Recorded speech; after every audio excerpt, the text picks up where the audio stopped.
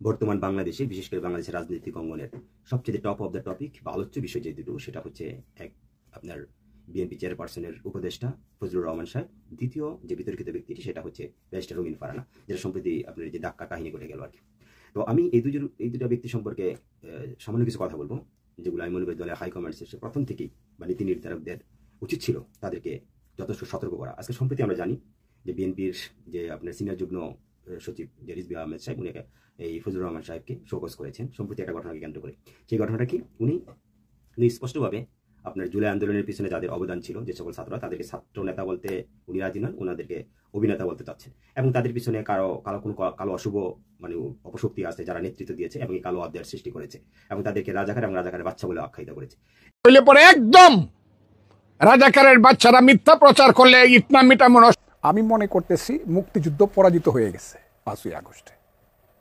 24-এর 5ই August মুক্তিযুদ্ধ পরাজিত হয়েছে।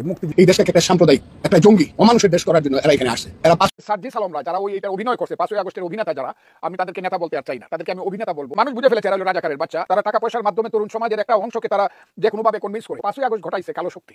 সেই কালো শক্তির নাম হলো জামাত ইসলাম।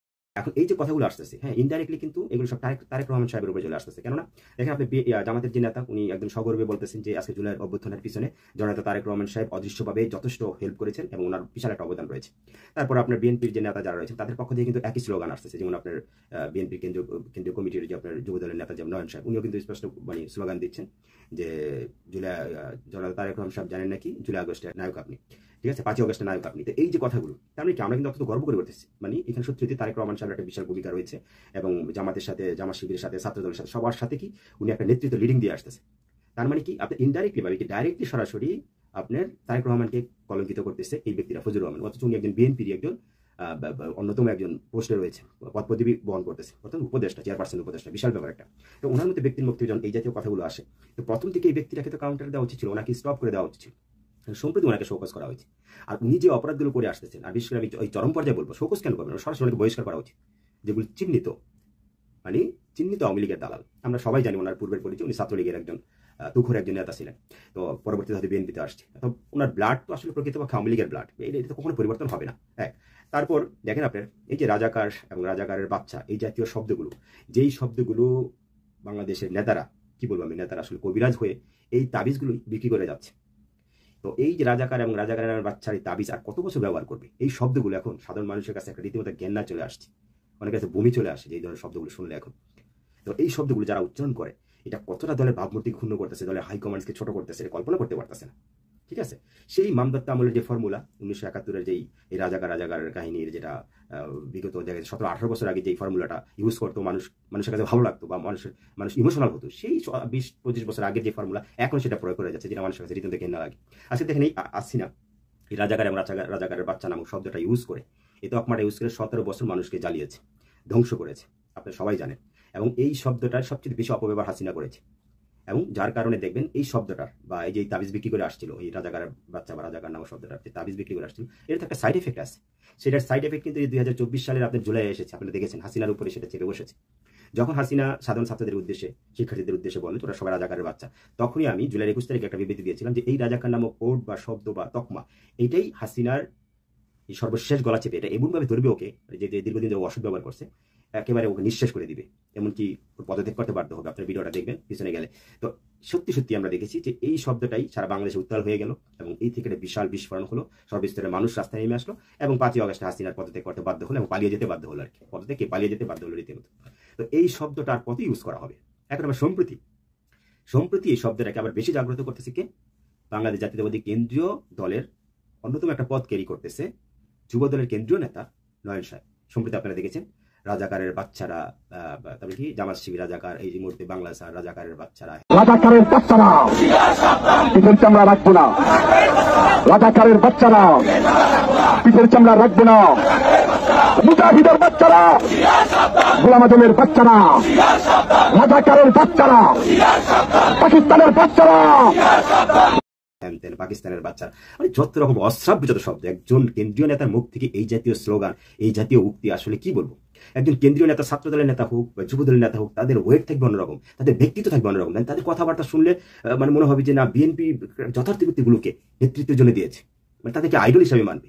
অথচ আপনারা দেখেন যে মানে কি সব বাচালের টাইপের ওনারা স্লোগান দিয়ে যাচ্ছে, বিশেষ করে নয় তারেক রহমান সাহেব আফ্রিকার নেতৃত্ব দিয়েছেন, আফ্রিকার মানুষকে ঐক্যবদ্ধ করেছিলেন, একটা আন্দোলনের সফলতা এনেছিলেন। বিএনপির ভারপ্রাপ্ত চেয়ারম্যান সাহেব রীতিমতো সকলের কাছে প্রশ্নবিদ্ধ হচ্ছে, হাস্যরসে পরিবর্তন হচ্ছে, বা ওনার অঙ্গভঙ্গিগুলো আপনারা দেখবেন আর কি জিনিসগুলো আইডেন্টিফাই করছে। তারপরে যে কর্মীদেরকে যেভাবে থাপ্পড় দেওয়া, লাথি দেওয়া, মানে কি সব, মানে এই ধরনের ব্যক্তিগুলো কিভাবে নেতৃত্ব দিবে আর তারা কিভাবে এত এত বড় বড় পদ ক্যারি করে বিএনপির, আমার মাথায় ঢুকে না। এই একটা বিষয়।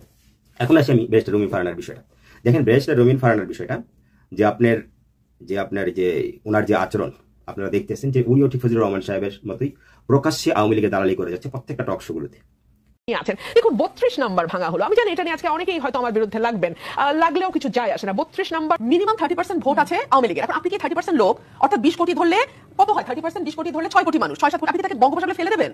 মানে আসলে কি বলেন আপনারা? আমি আপনাদের প্রশ্ন বুঝি না। তুমি আমি সরি, আমি আপনাদের প্রশ্ন আসলে বুঝি না। মানে আপনি 6 কোটি মানুষকে বঙ্গোপসাগরে ফেলে দেবেন? তো ফেলে দেন, ফেলে দিয়ে তারপর বসানো চেয়ারে। ঠিক আছে, অর্থাৎ বিগত দিনগুলোতে 17 বছর উনি যে আওয়ামী লীগের নিমক খেয়েছেন এটা তার প্রতিদান দিচ্ছেন এখন হাসিনাকে।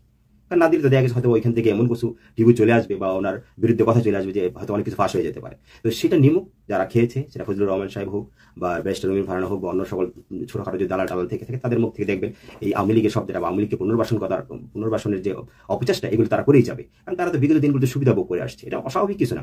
তাদের চরিত্র থেকে, তাদের কথাবার্তা থেকে সুস্পষ্ট প্রমাণিত। বিএনপি থেকে তারা কিছু ভোগ করতে পারে না, যা করছে আওয়ামী লীগ থেকে করছে, আওয়ামী লীগের গুণ গাইতেছে। ঠিক আছে, এই হচ্ছে বিষয়। যেমন গোলাম মাওলানা একজন সাহেব, ও আরেক দালাল। তো এই যে এই টাইপের দুর্মুখ টাইপের যে সকল ব্যক্তি, তারা তো আসলে একটা দলের ভাবমূর্তি চরমভাবে ক্ষুণ্ণ করতেছে। আজকে ব্যারিস্টার রুমিন ফারহানাকে যে ধাক্কার যে ঘটনাটা, উনি অত্যন্ত ইমোশনাল হয়ে পড়েছে, আবেগপ্রবণ হয়েছে। যেই বিএনপির নেতা কর্মীদের জন্য গত 15 বছর লড়াই করলাম, তারা আমাকে এখন ধাক্কা দেয়। তো ঠিক আছে, ধাক্কার বদলে তো ধাক্কা আসবেই, তাই না?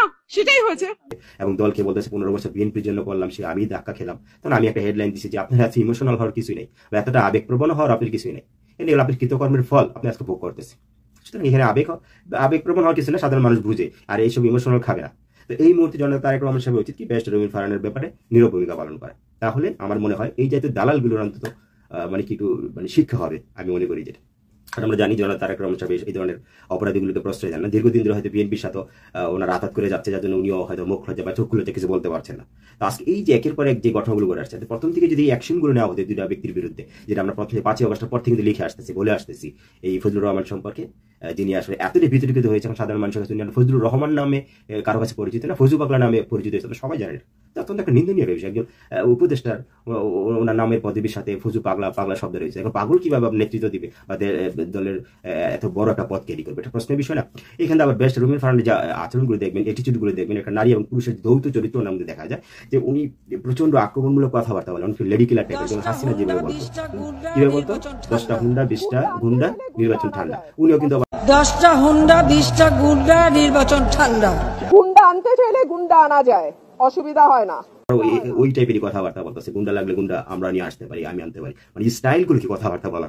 একজন নেত্রীর মুখে সামনে আমাদের বিএনপি জাতীয় নির্বাচন হতে যাচ্ছে, অথচ এই একটা দলের যারা ভালো ভালো পদ ক্যারি করতেছে তাদের অ্যাটিটিউড, কথাবার্তা বলার ভঙ্গিমা, অ্যাটিটিউড, এগুলো যেরকম হয় একটা দলকে এবং দলের হাইকমান্ডকে কতটা ছোট করতে পারে এবং তাদের ভাবমূর্তি কতটা ক্ষুণ্ণ করতে পারে, সেটার বলার কোনো অপেক্ষা রাখে না নয়ন সাহেবের মতো ব্যক্তিদের।